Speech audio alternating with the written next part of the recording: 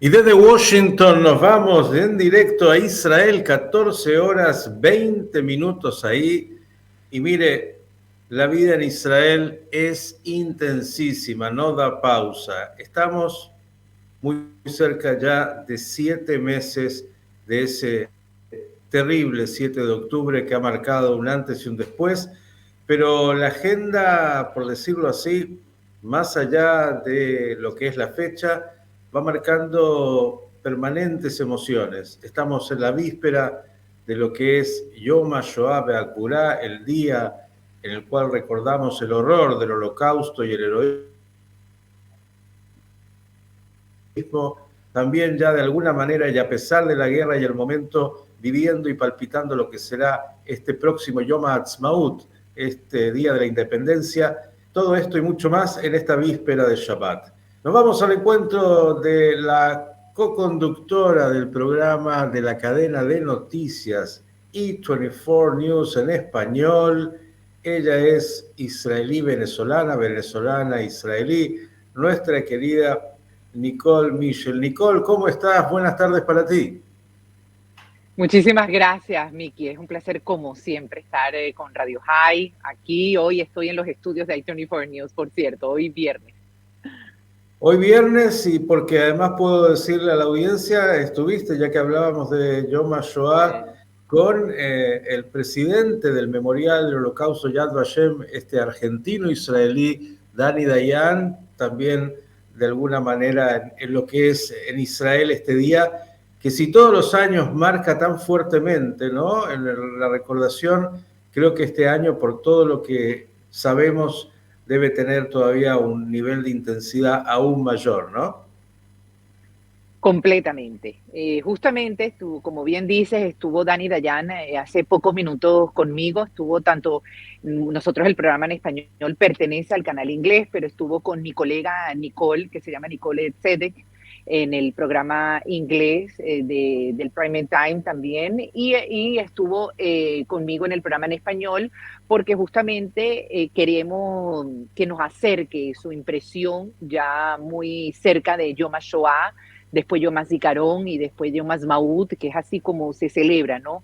Y ahora quiero explicarte sobre este tema de cómo el pueblo judío recuerda su pasado para poder celebrar, pero con algo muy distinto, que es la celebración este 2024, muy diferente a los años anteriores. Y justamente, bueno, estuvo Dani Dayan con nosotros en los estudios, compartiendo una entrevista que colgaremos pronto y lo tendré en mis redes sociales, muy interesante. Y hablábamos de cómo va a ser este año, no tan solo el acto, que el acto clásicamente tiene su protocolo y por supuesto siempre en la base fundamental de recordar a nuestros 6 millones de judíos que murieron en los campos de exterminio nazi y que nos hace entender de dónde venimos para saber a dónde vamos.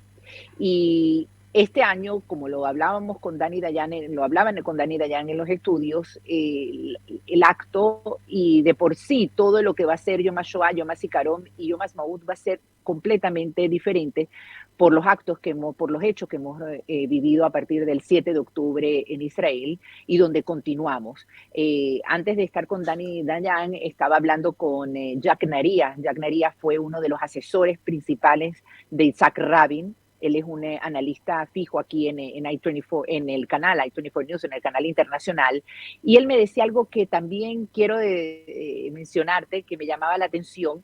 Ya no estamos en guerra, me decía, estamos en un conflicto. Porque la guerra, el concepto de guerra es muy diferente. La guerra la vivimos cuando estaban los misiles, cuando había esa lluvia, esa oleada de ataque. Ahora lo que hay es un conflicto y eso es lo que nosotros tenemos que buscar en terminar. De allí que Dani Dayan fue muy específico en el momento cuando le pregunté sobre toda la actualidad que estamos viviendo, más que nada con los últimos grandes ataques por parte de las universidades principales de los Estados Unidos, como Yale, como Harvard, como Columbia, como la Universidad de Texas en Austin, como Berkeley, que hemos visto esas grandes manifestaciones de odio por parte de los estudiantes. Y Dani decía algo muy curioso, es igual como en la época nazi, pero con un punto totalmente diferente, que hoy en día tenemos un Estado, el Estado de Israel.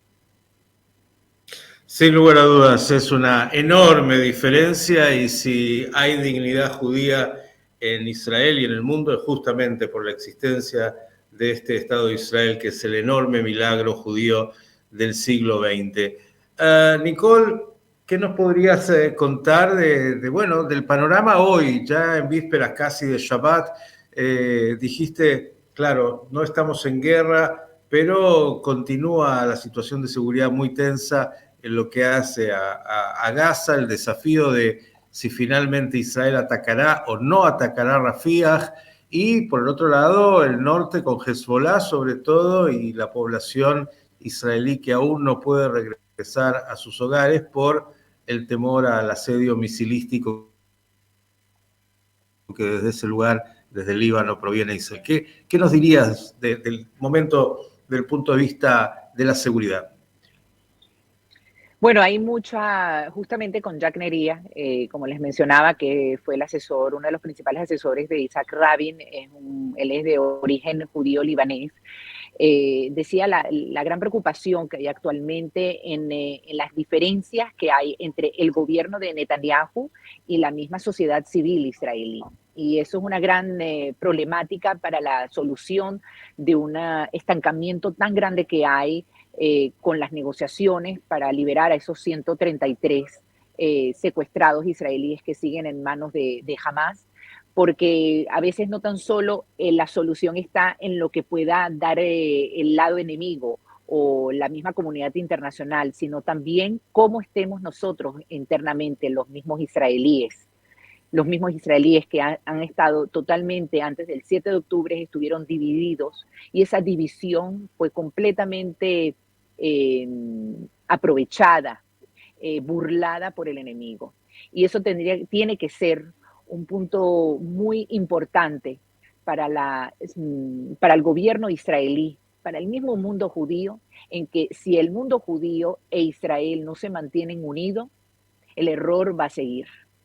Y ese fue uno de los grandes problemas que trajo el 7 de octubre, sin duda alguna, es la desunión de la sociedad israelí y del gobierno. La gran preocupación que hay en la influencia, y esa es una también de las cosas que hablaba con Nería, de la influencia que tiene Smotrich y Ben-Gvir, que son la ultraderecha, con el gobierno de Netanyahu, y lo estancado que está Netanyahu con respecto a muchas decisiones por esa presencia de la ultraderecha. Y de allí la discordia que hay en los familiares de los secuestrados, de los cuales también quiero destacar que obviamente no sabemos quiénes están vivos, quiénes están muertos, pero se habla muchísimo de esos 133, que 70 ya no estén con vida.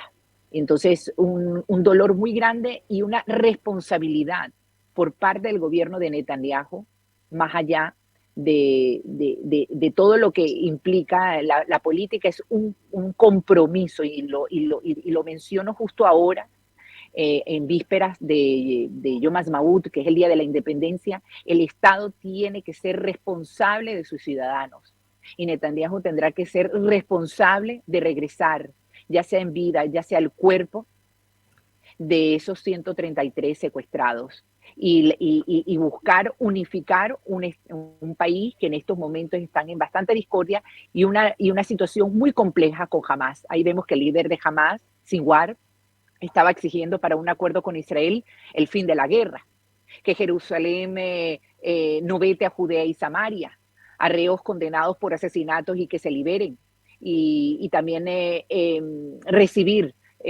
mucho más temas con respecto a materiales para Gaza, o sea, de reconstrucción. ¿Cómo vamos a darle todo ese tipo de ayuda a un enemigo que ha querido matarte, que ha violado a su vecino? Entonces es una situación tremendamente compleja de la cual el sistema internacional, por más esfuerzos que Biclen hizo ahora que estuvo acá, y por supuesto hay un interés político por parte de ellos, porque las elecciones, Miki, pronto que se van a realizar en Estados Unidos, tienen una influencia muchísimo en toda esta guerra. Se hablaba mucho que si Israel entra a Rafah, eso puede ser un triunfo para Trump y una pérdida en cuanto al juego político para Biden.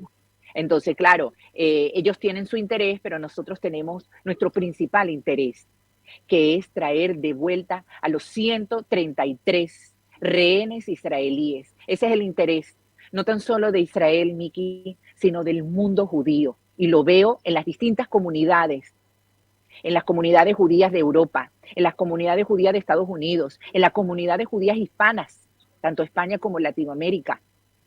El dolor que sienten de todo el sufrimiento que está viviendo hasta el día de hoy Israel. Sin duda, Israel en carne viva después del 7 de octubre y con todos los desafíos, tanto en lo que hace a la seguridad, en lo que hace a su política interna, y no es nunca aburrida esa realidad, pero ya se viene por suerte Shabbat. Quiero preguntarle a esta mamá si ya pensó qué va a cenar hoy con la familia, si ya el ambiente de alguna manera, a pesar de toda esa tensión, bueno, ya se está percibiendo. Sí, bueno, el trabajo periodístico, como tú bien sabes, tú que eres un maestro de eso, Miki, es fuerte, es un reto, más aún en nuestro idioma, tú que inspiras a mi trabajo también en desarrollar el periodismo en español en el mundo judío y desde aquí de Israel. Es importante porque somos 600 millones de hispanos y esta mamá, esta periodista, es también mamá y hoy es viernes y he preparado el schnitzel, que es algo muy israelí, y he preparado un salmón. No he hecho mis comidas que me encantan, sefardí, que son el pescado en rojo, que lo hacía mucho mi abuela, la de Tánger, y la dafina, que también la hacía porque, bueno, esas son las maravillas que nos regalan nuestros antepasados, ¿no? Esos sabores y esos olores. Y ciertamente, pues, de alguna manera, transmitirle a los niños alegría, porque a pesar de todo, Israel es un país que avanza. Ayer, por cierto, y quiero destacarlo en tu programa, estuve haciendo un reportaje en el Museo del Pueblo Judío, ANU, que está en la Universidad de Tel Aviv, que se reformó después del corona. Tienen además una exhibición que se llama 7 de octubre y la verdad yo invito a todo judío, a todo no judío, a todas las personas que viajan a Israel a visitar ese museo. Es impresionante conocer de cerca, de una manera moderna, interactiva, lo que es el mundo judío. Y algo que me llamó la atención, esta exhibición en específico, Miki, sobre el 7 de octubre, es una exhibición de arte. Y algo que descubrí es que a veces el arte, Miki, puede ser profético. Hay una pintura de una chica que lo hizo en el año 2008, lo verán en el reportaje, es roja, está pintada, ella pertenecía al Kibbutz Be'eri, ella pintó el Kibbutz Be'eri todo de color rojo. Y el óleo tenía como si fuesen, como cuando cae la sangre en posición de lágrimas.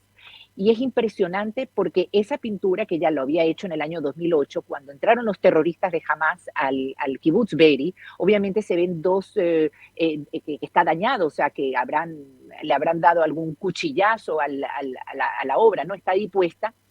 Y es como premonitorio de haber ella sentido desde el 2008 a que en el 2023, un 7 de octubre, Kibbutz Be'eri iba a estar bañado de sangre.